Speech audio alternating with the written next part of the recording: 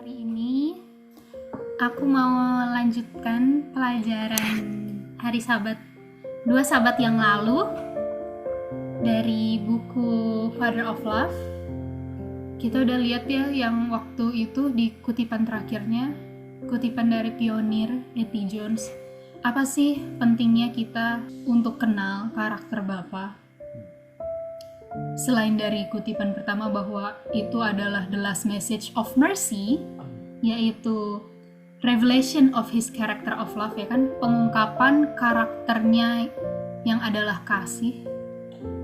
E.T. Jones bilang, kalau kita udah melihat Bapa sebagaimana yang dia ungkapkan di firman-Nya, kita nggak akan pengen lagi Tuhan yang lain. Bukankah itu yang pengen kita rasain? Dan selama ini kita banyak mencari pelarian yang lain, walaupun kita bilangnya saya Tuhan saya tetap satu, tetap Tuhan Yesus, tetap Bapa di surga. Tapi kita nggak bisa sangkal di kenyataan hidupnya kita suka mencari Allah yang lain, kesukaan yang lain.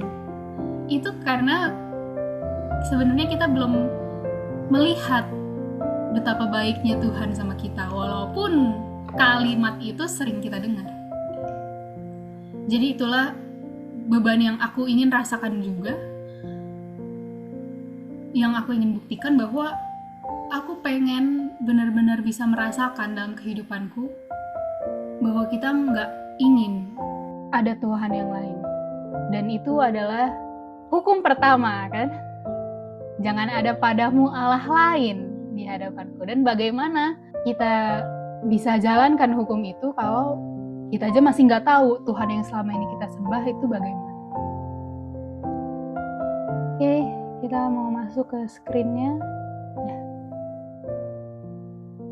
Di Keluaran 33 ayat 18, di situ Musa bilang, tunjukkanlah kemuliaanmu. Jadi yang Musa minta adalah kemuliaan. Lalu di ayat 19-nya Tuhan bilang ke Musa, aku akan membuat semua kebaikanku lewat di hadapanmu. Aku akan mengabarkan namanya Tuhan. I will proclaim the name of the Lord di hadapanmu.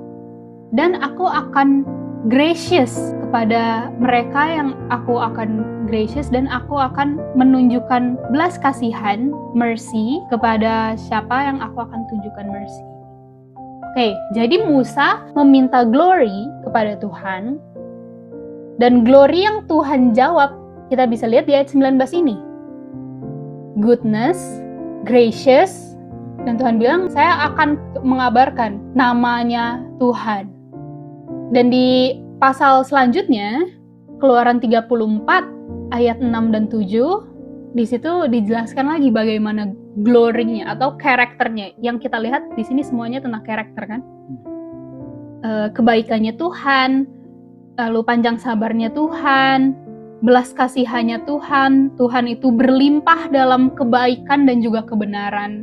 Tuhan memberikan mercy-nya kepada ribuan orang, mengampuni dosa-dosa, kejahatan, dan dengan demikian tidak akan membenarkan orang yang bersalah. Memantau kejahatan daripada bapak-bapak pada anaknya lagi sampai keturunan ketiga dan keempat. Ini semua bicara tentang karakternya, kan? Karakternya Bapa yang Bapa berikan waktu Musa minta glory. Dan pelajaran yang pertama waktu itu 2 Sabat lalu kita sudah belajar bahwa kemuliaan Tuhan adalah apanya? Karakternya. Jadi apakah yang Mrs. White tulis itu bertentangan nggak sama yang Alkitab bilang? Enggak, kita bisa lihat itu kenyataannya di ayat ini, kan? Waktu diminta kemuliaan yang diberikan itu adalah tentang karakternya Tuhan. Di Yehezkiel 36 ayat 21, Tuhan bilang gini, saya sedih banget sama nama saya yang kudus, for mine holy name. Dan namanya yang tadi dibilang di Keluaran 33 Dan apa yang membuat Tuhan sedih? Tuhan sedih gara-gara namanya itu diinjak-injak atau dicemarkan sama bangsa Israel, dan diinjak-injaknya di mana? Di antara bangsa kafir. Ini yang terjadi di bangsa Israel dulu. Dan kalau kita baca Alkitab, apakah kita mau baca itu sebagai sejarah yang hanya berlaku di zaman Israel dulu? Atau kita mau ngaca bagaimana dengan kita sekarang? Yang terjadi di zaman dulu, bangsa Israel mencemarkan nama atau karakter Tuhan di tengah-tengah bangsa kafir. Kalau bangsa Israel mencemarkan namanya Tuhan atau karakternya Tuhan di tengah-tengah bangsa kafir, atau zaman dulu di Babylon, dan sekarang saya yang mengaku Israel rohani mencemarkan juga nama atau karakternya Tuhan di tengah-tengah dunia. Dan apa pengertian bangsa kafir? Iya. Kan disebut kafir itu gara-gara mereka nggak kenal sama Tuhan, kan? Orang-orang yang tidak mengenal Tuhan. Sedangkan Israel orang-orang yang mengenal Tuhan itu seperti apa. Coba sekarang kita reflect kita punya diri. Saya yang mengaku mengenal Tuhan, yang mengaku saya adalah Israel rohani, apakah saya sedang mencemarkan karakternya Tuhan di tengah-tengah orang yang nggak mengenal Tuhan itu seperti apa? Bagaimana caranya?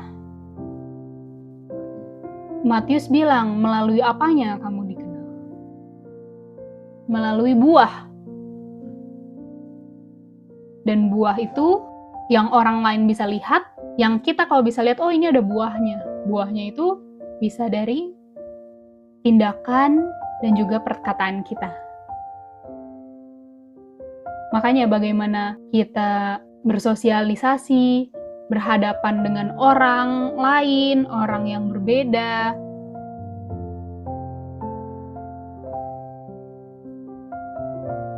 Ini dari buku Bapak Kasih itu, Father of Love, halaman 12-nya. Hal-hal yang mereka atau kita katakan tentang karakter Bapa tidaklah benar. Karena kalau benar, apakah Tuhan akan bilang saya sedih nama saya diprofane? Enggak. Karena yang kita katakan tentang Bapa kita enggak benar, mengakibatkan tindakan kita pun enggak akan benar. Atau tindakan mereka pun enggak akan benar. Sehingga bertentangan dengan jalan-jalannya Tuhan. Tindakan yang seperti apa? Tindakan mereka, bangsa Israel, ataupun kita sekarang yang mengaku Israel rohani, yang tidak berbelas kasihan, enggak murah hati, enggak panjang sabar, enggak seperti yang Tuhan ungkapkan di Keluaran 33 dan 34 tadi, waktu Musa minta glory atau kemuliaannya Tuhan. Tindakan kita yang tidak penuh dengan kebaikan dan kebenaran, memberikan gambaran yang salah tentang siapa yang bangsa Israel ataupun kita akui sebagai Tuhannya kita.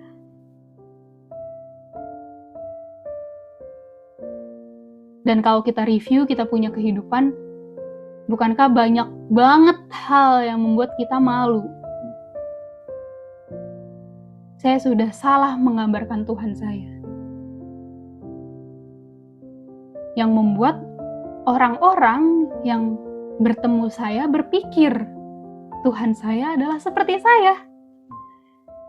Yang tukang marah, yang mudah emosi, yang arbitrary, yang sewenang-wenang, yang enggak pengertian.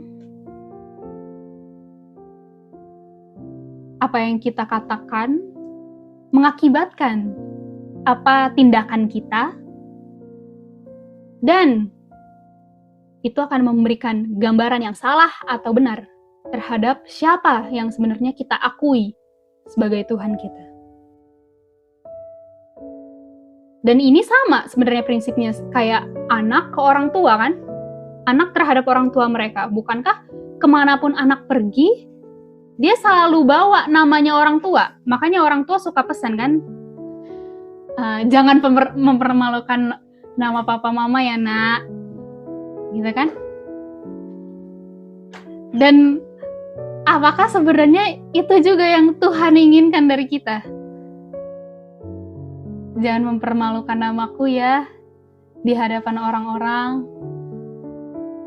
Karena kemanapun kita pergi, apapun yang kita katakan, apapun yang kita lakukan, tindakan kita lagi ungkapkan sebenarnya Tuhan kita itu bagaimana. Apa akibatnya dari hal-hal yang kita katakan dan juga tindakan-tindakan kita yang memberikan gambaran yang salah tentang Tuhan kita. Akibatnya, persepsi yang salah tentang satu-satunya Tuhan yang benar, tentang one true God itulah yang dipegang dan diajarkan di antara bangsa-bangsa.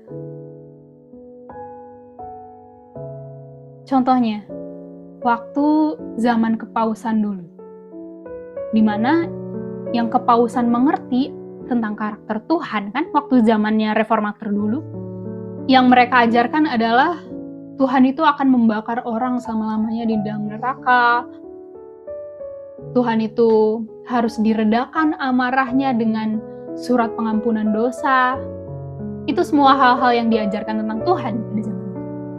Dan karena persepsi seperti itu yang diajarkan tentang satu-satunya Tuhan yang benar, apakah itu yang akhirnya dipegang dan diajarkan lagi secara turun-temurun di antara bangsa-bangsa? Bisa lihat kan? Sebuah tindakan kita, apa yang kita mengerti tentang Tuhan, itu akan bisa dipegang dan diajarkan turun-temurun lagi pada orang-orang. Nanti satu orang yang ketemu kita, dia ngomong lagi ke orang yang lain, Tuhan itu seperti ini. Gara-gara saya punya teman yang kerjaannya belajar setiap hari, kelihatannya rohani banget, dan tindakan dia itu kayak gini. Jadi itu yang udah dipikir sebagai kebenaran, dan mereka pikir Tuhan pun bertindak seperti itu. Inilah dosa dikutip ayat Roma 3 ayat 23. Karena semua orang telah berbuat dosa dan telah kehilangan kemuliaan Allah. Pertanyaannya, kenapa dibilang ini dosa? Persepsi yang salah tentang Tuhan, kenapa dibilang dosa? Bukankah dosa yang selama ini kita tahu adalah 1 Yohanes 3 ayat 4. Dosa adalah pelanggaran hukum Tuhan. Tapi kenapa waktu kita memiliki persepsi yang salah, pengertian yang salah tentang Tuhan, itu adalah dosa? Oke, kita mundur ke ayat Keluaran yang tadi. Yang Musa minta adalah kemuliaan. Ya kan? 1, Musa minta kemuliaan. Kita urutin. Waktu Musa minta kemuliaan, Tuhan kasih tunjuk kemuliaannya. Dan yang Tuhan kasih tunjuk kemuliaannya adalah karakternya. Oke, dari kemuliaan kita udah lihat masuk ke karakter. Di Keluaran 33 dan juga 34 tadi kan. Karakter Bapa yang penuh kasih, belas kasihan, panjang sabar. Itu adalah kemuliaan. Lalu di Yehezkiel 36 ayat 21 tadi, Tuhan sedih. Tuhan bersedih karena namanya atau karakternya, di mana itu adalah kemuliaannya Tuhan, telah dicemarkan oleh bangsa Israel. Bayangin, ketika ada satu orang yang pertama kali dia salah mengerti tentang karakter Bapa, dia punya persepsi yang salah tentang satu-satunya Allah yang benar, itulah yang dipegang dan diajarkan di antara bangsa-bangsa. Turun-temurun. orang-orang sampai kita pun mendapatkan gambaran yang salah tentang Tuhan itu seperti apa. Dan apakah pengertian kita yang salah itu adalah kemuliaannya Tuhan? Atau kemuliaan Tuhan itu pengertian yang benar sesuai yang Tuhan ungkapkan?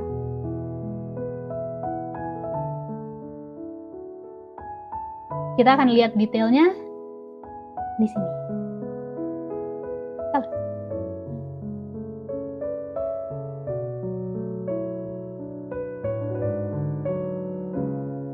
Oke.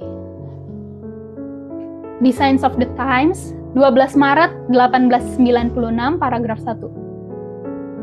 Hukum Tuhan adalah ekspresi dari karakternya. Hukum Tuhan adalah ekspresi dari karakternya Tuhan. Tuhan memiliki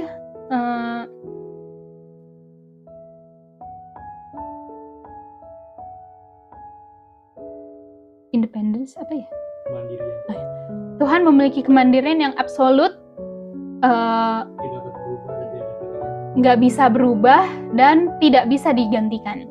Dan hukumnya itu juga nggak bisa dirubah, kekal, karena hukum adalah transkrip karakternya Tuhan. Oke? Kalau kita mundur tadi, dosa. Tadi dibilang kan inilah dosa. Waktu ada persepsi yang salah tentang karakternya Tuhan, dikatakan itu dosa. Tapi bukannya di 1 Yohanes 3 ayat 4, dosa adalah pelanggaran hukum. Ya kan? Makanya kita mau lihat hukumnya, yang dibilang dosa adalah pelanggaran hukum. Hukum itu adalah apa? Hukum adalah transkrip karakternya Tuhan. Jadi kalau transkrip itu tulisan kan? Sebuah tulisan dari karakternya.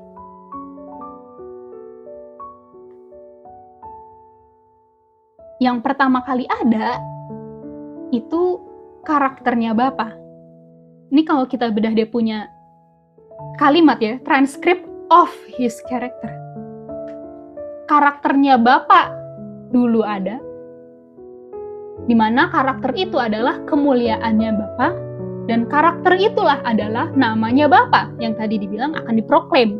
Dan nama ini yang udah dicemarkan atau diinjak-injak sama bangsa Israel ataupun kita melalui tindakan dan juga perkataannya kita.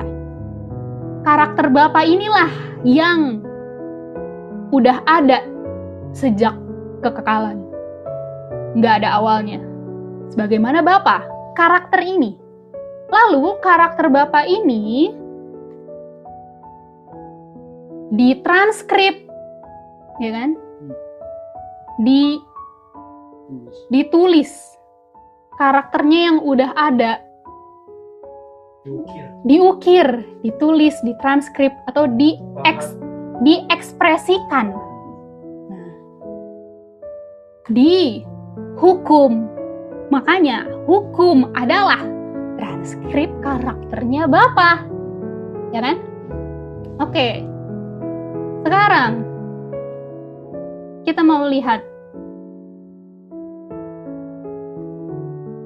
kalau hukum kita salah mengerti, sehingga karena kita salah mengerti hukum, jadinya kita melanggar hukum, itu adalah dosa kan?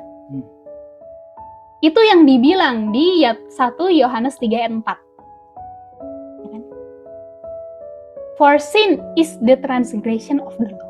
Dosa, sebab dosa adalah perlanggaran hukum Tuhan.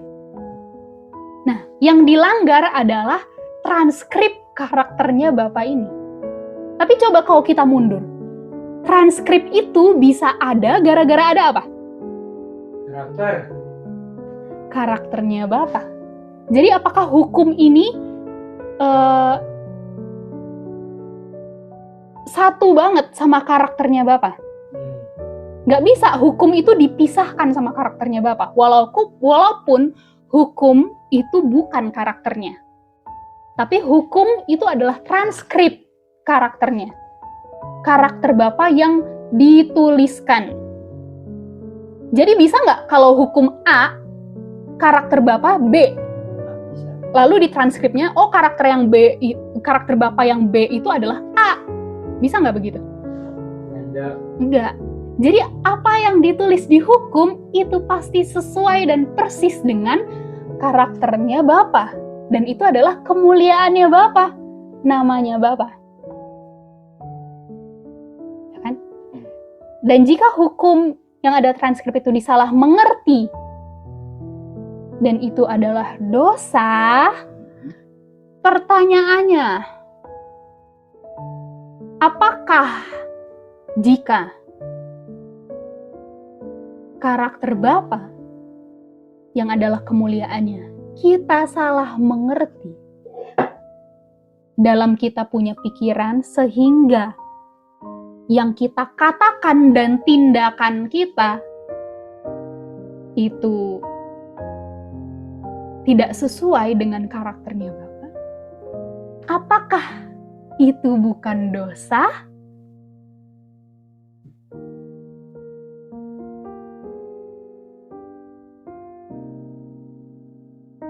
Coba kita pikir.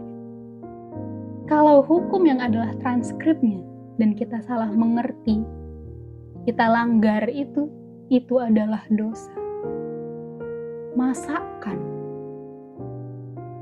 kalau kita mundur ke sumbernya yang ditranskrip itu adalah karakternya Bapa. Kita salah ngerti.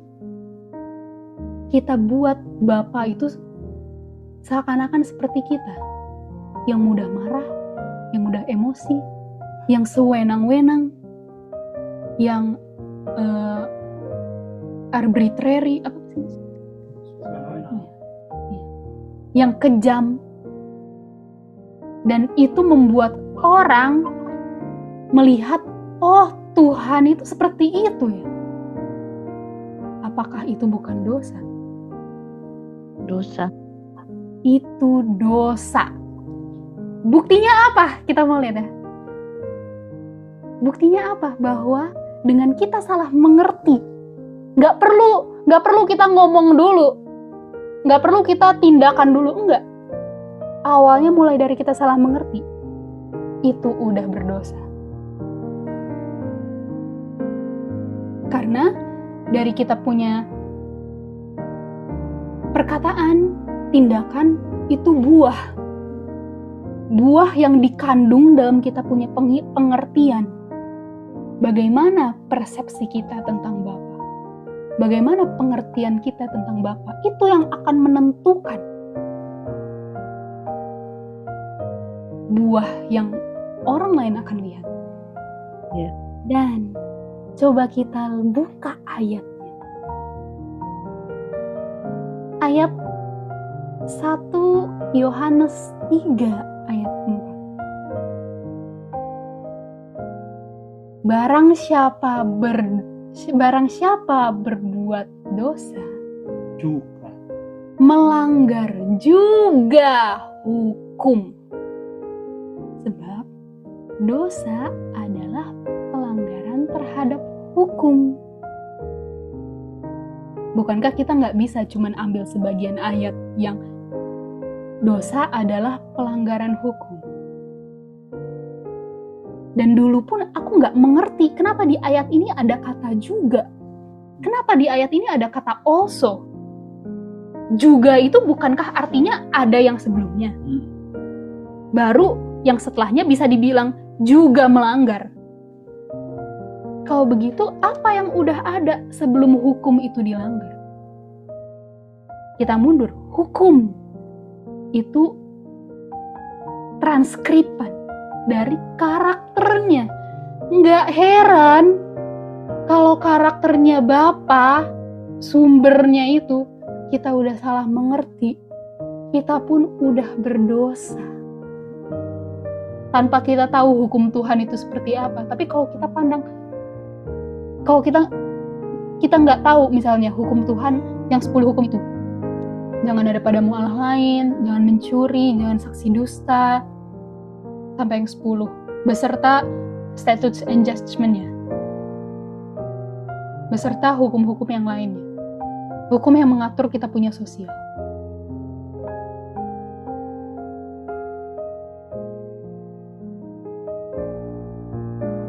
Yang lebih dalam lagi, waktu kita nggak mengerti karakter Bapa, kita punya salah pengertian, kita sudah berdosa. Makanya waktu kita melanggar hukum dibilang, kamu melanggar juga. Waktu kita berdosa, kamu melanggar juga hukum Tuhan.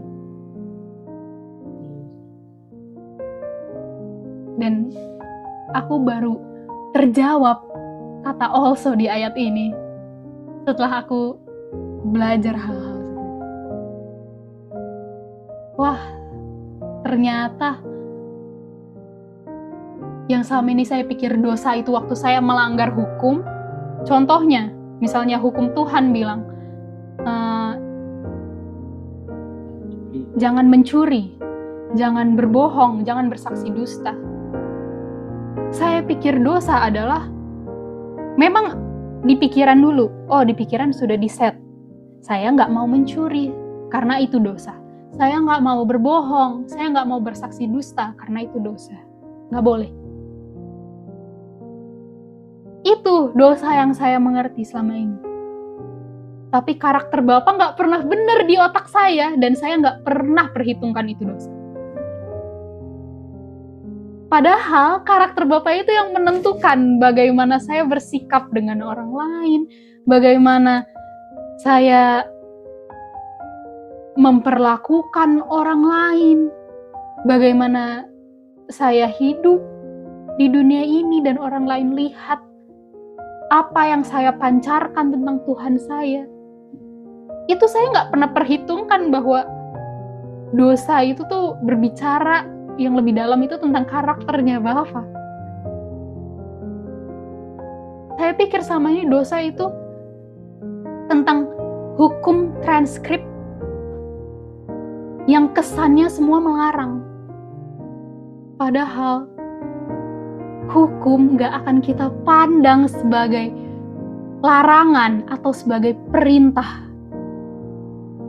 Perintah yang mengekang. Kalau kita mengerti karakter Bapa bagaimana.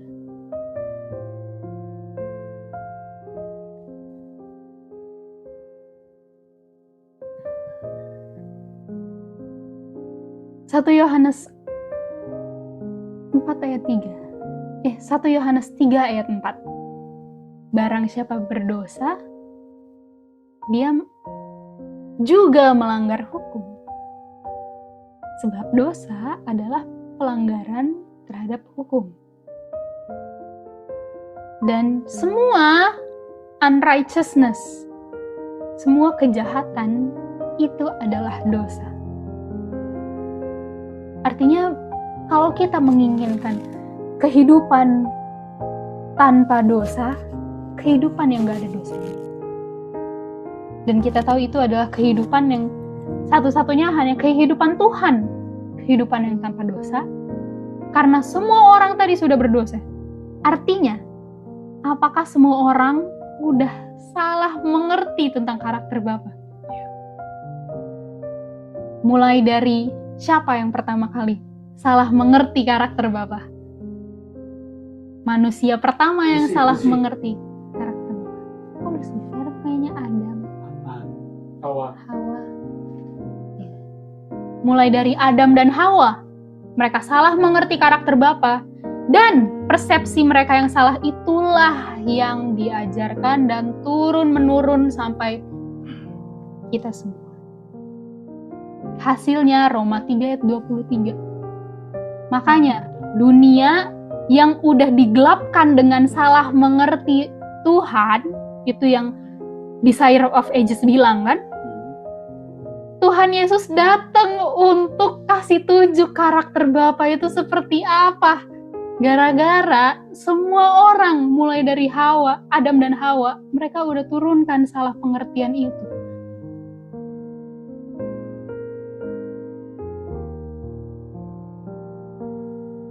Jadi bagaimana kehidupan yang righteous?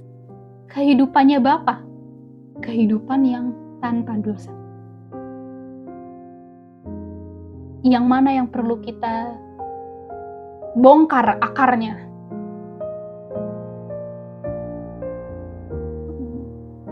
Oke, kita mau lihat dulu kehidupan righteousness, the life of righteousness, kehidupan kebenaran.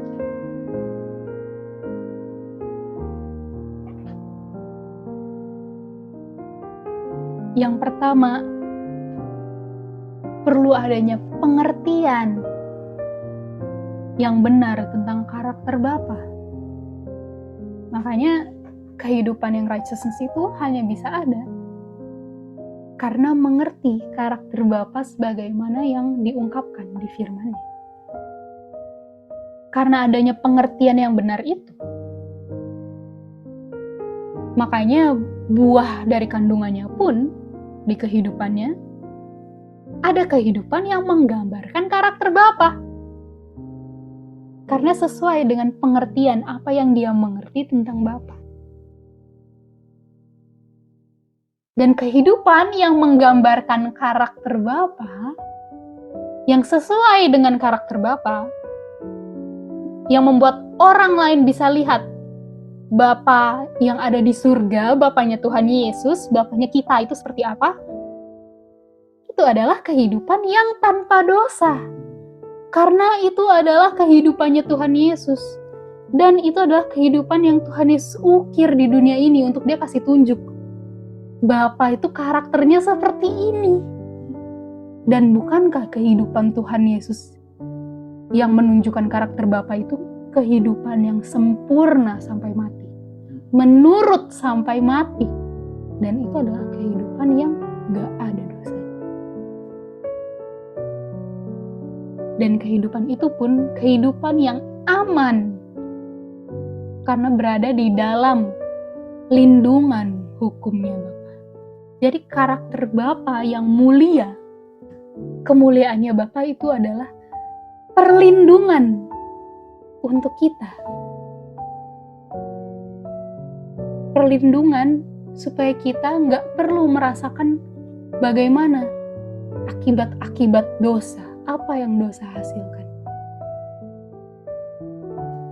Tapi kebalikannya, kehidupan yang tidak benar atau life of unrighteousness,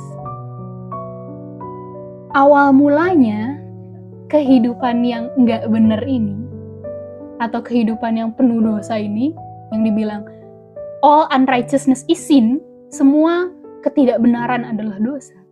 Awal mulanya gara-gara kita nggak mengerti karakter Bapa. Karena kita nggak mengerti, kita terka-terkalah. Bapa itu kira-kira seperti ini, seperti ini, seperti ini. Jadinya kehidupan kita pun, buah kehidupan kita dari kandungan pengertian kita, salah menggambarkan karakter Bapa.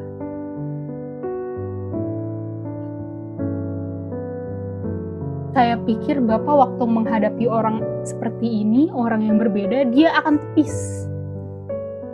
Dia nggak akan ikut sertakan orang itu di dalam perkumpulannya.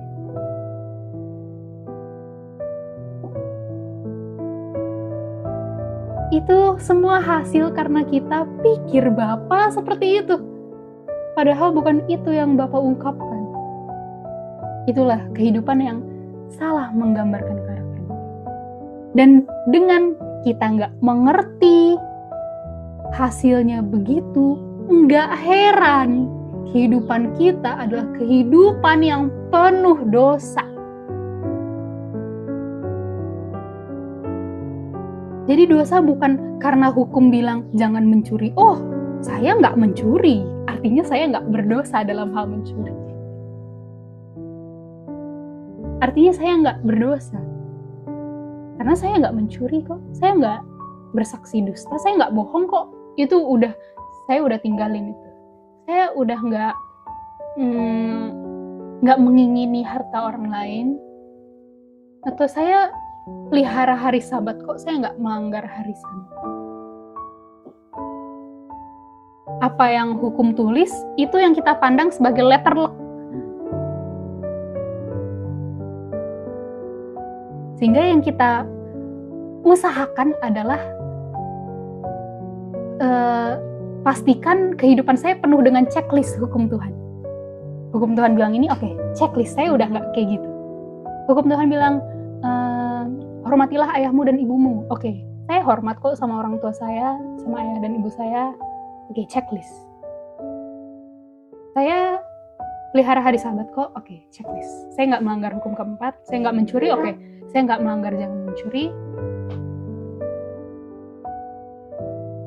Tapi akarnya daripada hukum itu yang adalah karakternya Bapa, kita nggak pernah mengerti. Sehingga walaupun kita nggak mencuri, walaupun kita nggak membunuh pakai pisau sehingga membuat orang berdarah-darah, kita udah buat banyak hati umat-umat Tuhan, anak-anaknya Tuhan tersakiti. Apa bedanya kita sama mencuri? Sama membunuh. Walaupun kita nggak bunuh orang dan masuk penjara, tapi udah banyak hati anak-anak Tuhan yang kita bunuh dengan tindakan dan omongan-omongan kita. Kita nggak kanibal, kita nggak makan orang.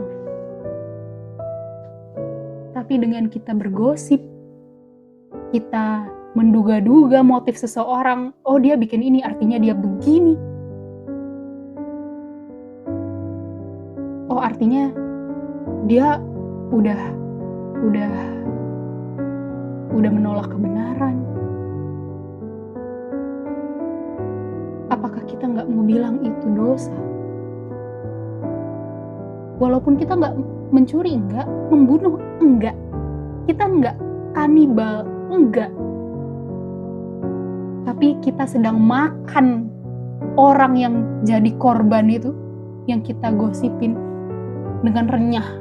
Yesus bilang, kita lagi berpesta terhadap orang yang lagi kita gosipkan, karena kita pikir Tuhan akan bikin hal yang sama. Waktu dia melihat, oh ada orang yang waktu Tuhan melihat Lucifer nih kayaknya udah mulai beda-beda. Oh ini Lucifer nih udah mau hilang, dia udah mau begitu. Kita pikir Tuhan seperti itu, makanya tindakan kita pun mencerminkan Tuhan yang seperti itu.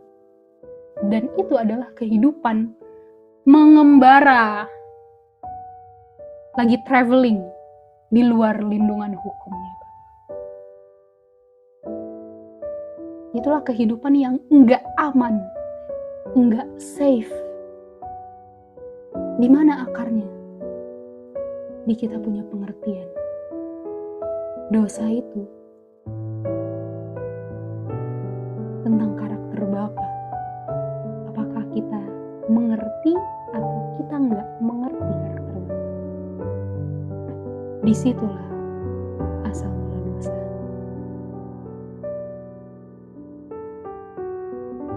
Coba kalau kita mundur ke Adam dan Hawa.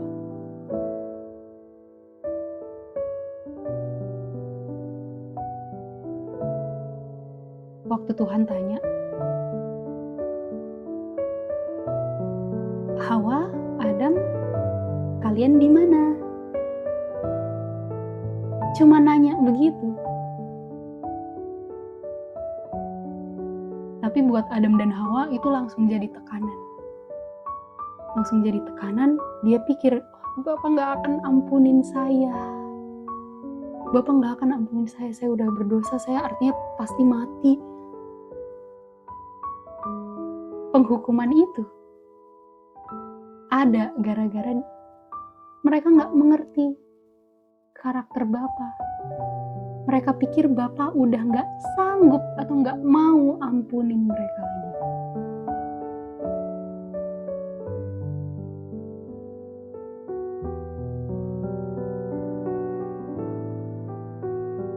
Kita lihat di ayat Roma 13 ini.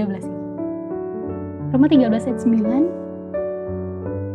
Karena firman bilang, jangan berzina, jangan membunuh, jangan mencuri, jangan mengingini. Dan firman lain manapun juga, aturan yang lain yang manapun juga, statutes and judgment, semua itu udah disimpulkan dalam firman yang satu ini, yaitu love your neighbor as thyself. Coba kalau kita pikirkan, kenapa disimpulkannya dalam kasih? Kenapa disimpulkannya dalam love? Love itu bukannya bicara tentang karakternya Bapa ya? Yang Tuhan Yesus lagi mau ungkapkan waktu dia ada di dunia ini. Gara-gara semua orang di dunia ini gak ada yang ngerti lagi sama karakternya Bapa. Udah kehilangan karakternya Bapa. Udah kehilangan kemuliaannya Bapa. Atau sudah berdosa.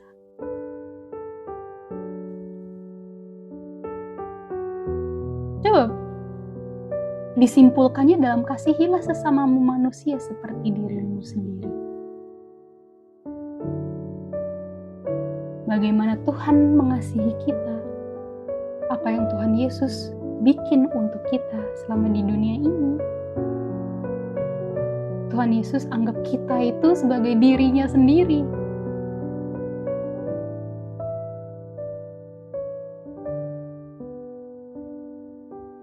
Coba bayangin, kalau kita melihat orang lain sebagaimana diri kita sendiri.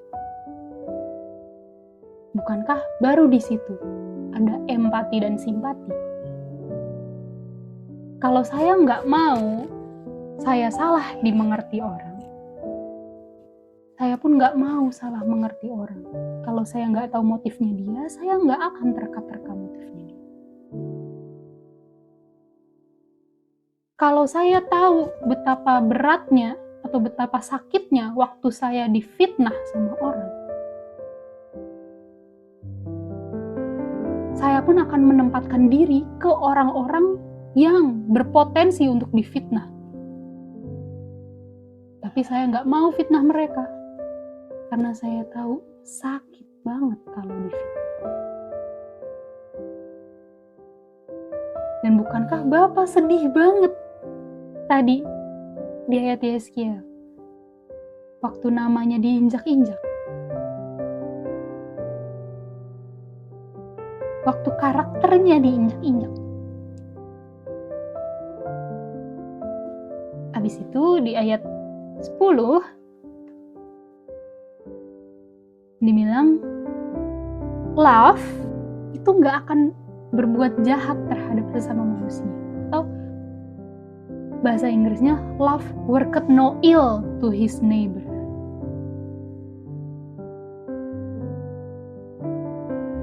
Karena itu, love, kasih adalah kegenapan hukum Taurat. Selama ini aku bertanya-tanya, kenapa kasih itu kegenapan hukum Taurat? Bukannya yang selama ini aku mengerti itu, kalau kegenapan hukum Taurat itu kalau kita udah checklist semua hukum Tuhan yang bilang jangan itu semua. Baru aku bisa lihat itu sebagai, oh, hukum Taurat digenapi. Hukum Taurat dipenuhi. Karena aku udah bisa lihat, oh, aku udah checklist ini. Tapi kegenapan hukum Taurat bukan itu. Kegenapannya adalah love. Ayat 8 yang bilang, hendaklah kamu saling mengasihi, sebab barang siapa mengasihi sesamanya manusia, dia sudah memenuhi hukum Taurat. Artinya, yang selama ini kita pikir kita sudah memenuhi hukum Taurat, tapi dari karakter kita dan tindakan kita, perkataan kita yang dengan mudahnya menyakiti orang lain, kita sama sekali enggak melakukan hukum Taurat itu.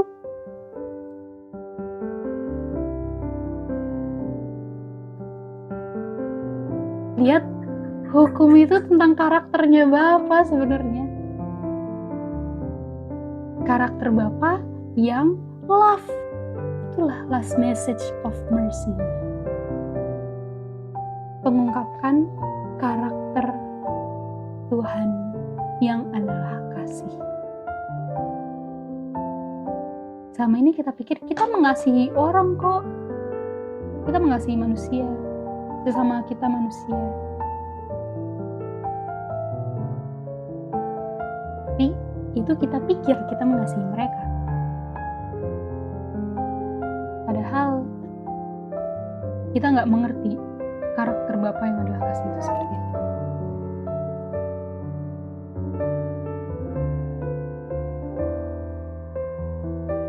Gambar apa ini?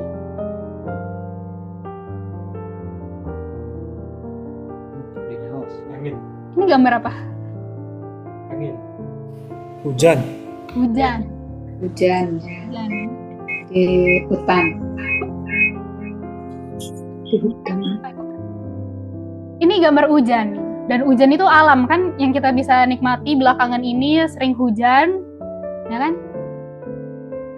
Dan kalau hujan mendung, sekarang lagi cerah, dan cerahnya nggak cuma di rumah kita doang, cerahnya sampai ke rumah-rumah yang lain, lahan-lahan orang yang lain, yang sekarang nggak tahu lagi ngapain. Bagaimana kita bisa lihat karakter Bapa dari hujan? Ini jawabannya. Tuhan Yesus yang berbicara langsung, kasihilah musuhmu. Kamu udah dengar firman dulu sering dibilang, kasihilah sesamamu manusia dan bencilah musuhmu. Itu yang kebanyakan orang suka bilang kan. Makanya kalau ada orang yang berbeda denganmu, yang bertentangan denganmu, yang adalah musuhmu, bencilah. Atau kalau tidak benci, kasihmu berkurang. Yang tadinya 100% jadi 90%, bahkan 50 atau 20%. Yang penting saya mengasihi mereka.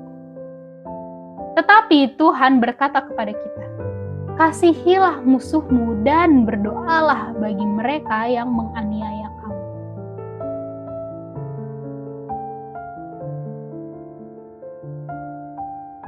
Kenapa kita perlu mengasihi musuh kita? Orang-orang yang merugikan kita, kan? Orang-orang yang menganiaya kita. Tuhan Yesus bilang, doain. Tetap kasihi mereka.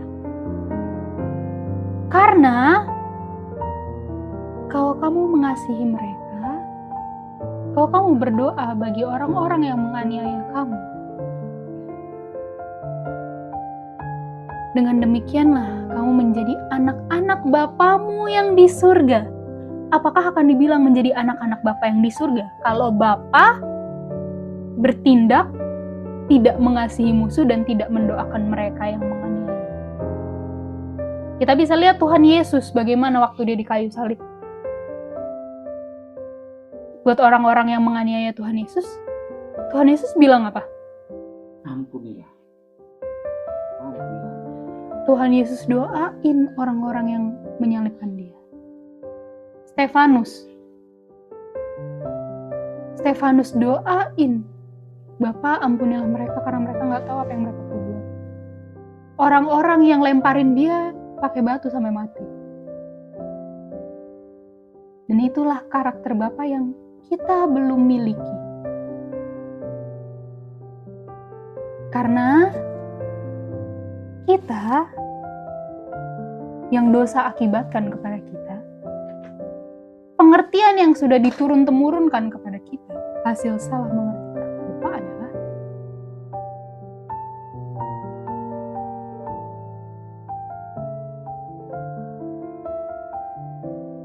hanya dengan orang-orang yang sama jenis. Kalau orang-orang yang beda jenis, mudah langsung untuk kita bilang orang kafir, orang yang hilang, yang nggak selamat, orang yang sesat, mereka nggak kenal Tuhan. Padahal bisa aja sebenarnya mereka yang lebih kenal Tuhan. Bagaimana Tuhan kita yang di surga? Bapa kita, Bapanya Tuhan Yesus, dan begitu juga karakternya Tuhan Yesus. Yang menerbitkan matahari bagi orang yang jahat dan orang yang baik. Dan menurunkan hujan bagi orang yang benar dan orang yang tidak benar.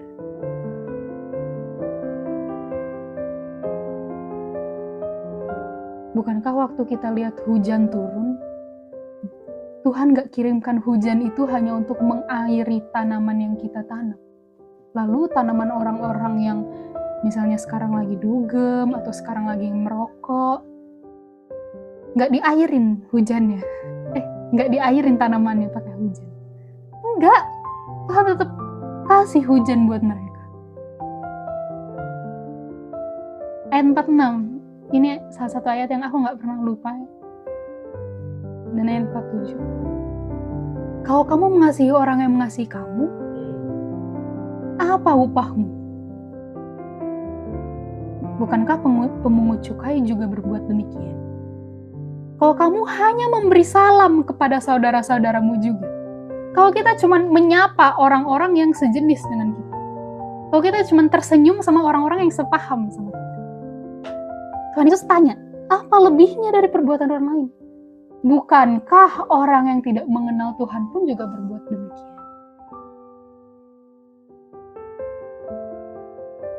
Lalu ditutup dengan, karena itu haruslah kamu sempurna sama seperti Bapamu yang di surga adalah sempurna. Dulu aku baca ayat ini cuma ayat 48-nya doang. Tanpa lihat konteksnya bicara tentang apa. Sehingga yang kupikir sempurna itu adalah checklist hukum Tuhan yang tadi. Sempurna, hukum 10, 10-10-nya nggak dibikin. Sempurna. Karena Bapa juga seperti itu. Waktu ku baca mundur ke belakang, kesempurnaan itu bicara tentang love your enemies. Waktu kita memberi salam kepada orang-orang yang udah menganiaya kita, yang udah menyakiti kita, karena itulah karakter Bapa.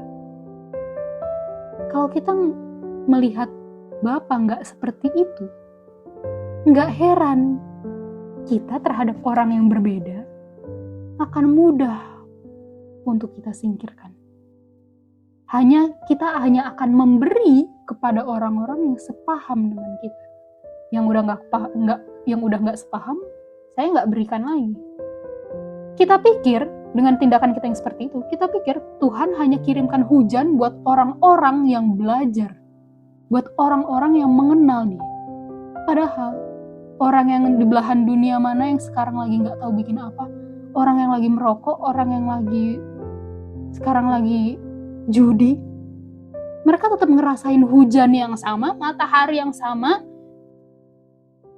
dari Tuhan yang sama. Karakter Tuhan cuma satu.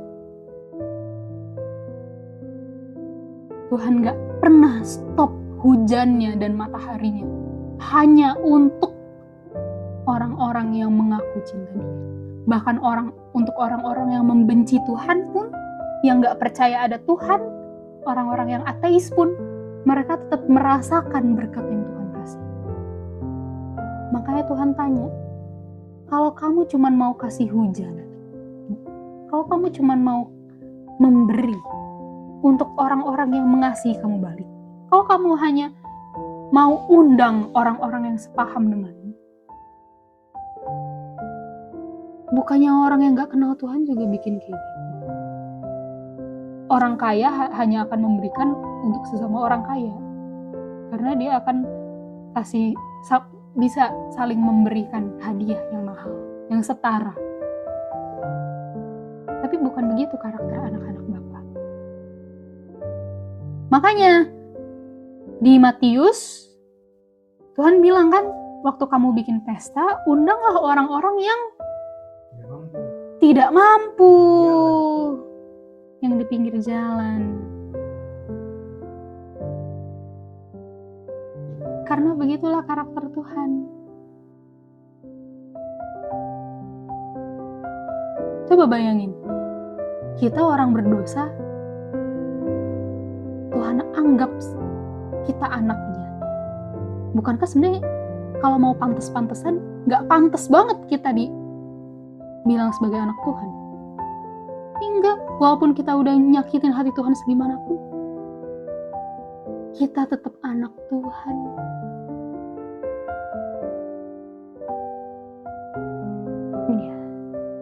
Ini sebuah perbandingan antara Bapa kita yang di surga dengan hukumnya. Bahwa nggak pernah hukumnya itu tidak sesuai dengan karakternya.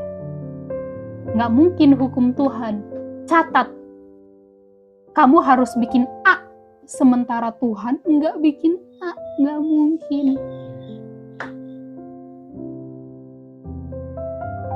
Karena hukum tadi adalah transkrip karakternya. Nggak mungkin kan kalau alat transkrip, lalu hasil transkripnya beda sama yang mau ditranskrip. Jadi inilah bukti-bukti perbandingan ayat bahwa sebagaimana Tuhan itu baik, Bapa kita yang di surga itu baik, suci, adil, sempurna, kasih, benar. Bapa adalah kebenaran. Bapa itu nggak berubah, kekal, murni, spiritual. Hukumnya hanya akan transkrip karakternya Bapa yang seperti itu dan tidak mungkin berbeda. Permasalahannya adalah kita yang tidak mengerti karakternya Bapa, sehingga hukumnya pun kita salah mengerti. Jadinya kita punya tindakan ke orang lain tidak sesuai dengan karakternya Bapa.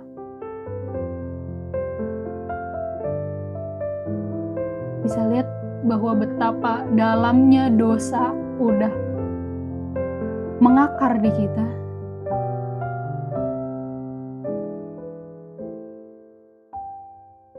Sampai kita parahnya adalah kita pikir kita nggak berdosa dengan memperlakukan orang lain semena-mena sesuka hati kita. Kita pikir kita nggak berdosa. Dan dengan enjoy kita bikin itu. Merasa benar. Oh benar kok saya bikin begini karena dia pantas dapat itu. Dan kita pikir kita sedang memenuhi hukum Tuhan dengan itu. Padahal tadi Roma bilang, hukum Tuhan yang dipenuhi itu dengan kasih. Kasih adalah kegenapan hukum Taurat.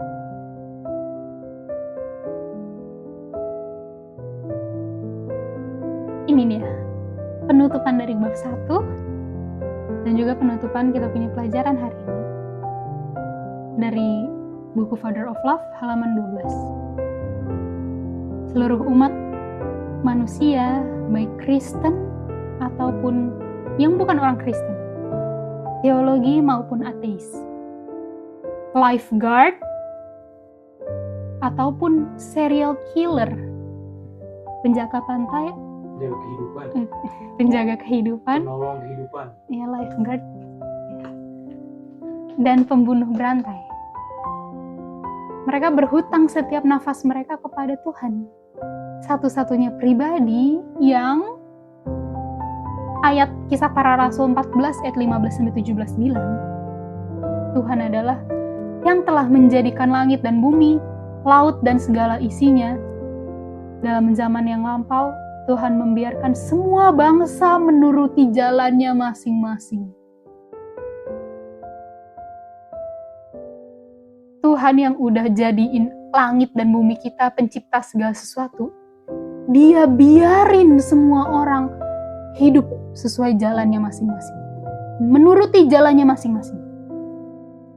Tapi Dia bukannya nggak pernah nyatain dirinya dengan berbagai-bagai kebajikan, yaitu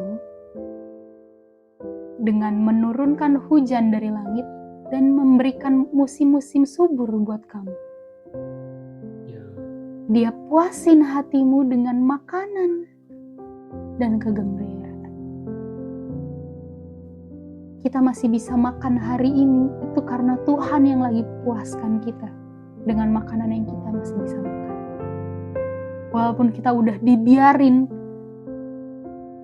mengembara di luar hukumnya Tuhan, di luar karakternya Dia, sesuai cara kita masing-masing, Tuhan tetap nyatakan diri Dia dengan, kamu hari ini masih saya kasih makan, masih saya kasih hujan, panas matahari, langit yang cerah, burung yang masih nyanyi buat kamu. Dan ditutuplah bab 1 ini dengan, gak ada seorang pun, baik orang yang kudus, yang paling mengaku mengenal Tuhan, yang paling banyak belajarnya sebagaimana orang Farisi, imam-imam besar, ahli-ahli Taurat, maupun orang berdosa, yang mereka masih bisa makan makanan sehari-hari mereka, kalau bukan karena kasih sayangnya Bapa yang kekal dan penuh belas kasihan. Begitu banyak hal di sekeliling kita, dalam kita punya kehidupan, yang lagi berkhotbah sama kita tentang karakter Bapa. Tapi saking kerasnya kita punya hati, udah dikeraskan dan berakar persepsi-persepsi yang salah, pengertian yang salah tentang karakter Bapa. Hal-hal yang dikhotbahin sama alam itu, sama makanan yang kita lagi makan, gak mampu lagi, gak mempan lagi ngingetin kita bahwa Bapa itu masih mengasihi kamu dan selalu mengasihi kamu.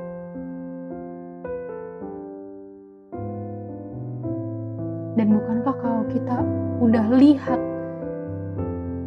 segimana besarnya Bapa baik sama kita, walaupun kita udah melalang buana kesana kemari, Dia tetap gak pernah berhentikan berkatnya buat kita. 1 Yohanes 4 ayat 19 bilang, kita mengasihi Tuhan karena Tuhan yang lebih dahulu mengasihi kita. Kita hanya bisa mengasihi Tuhan,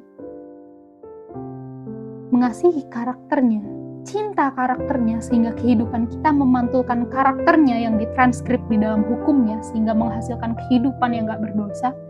Itu gara-gara kita udah melihat betapa sayangnya Tuhan sama kita.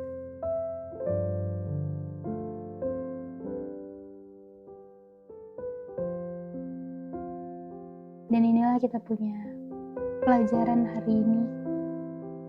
Semoga kita diingatkan dan bisa jadi kekuatan buat kita semua. Thank you.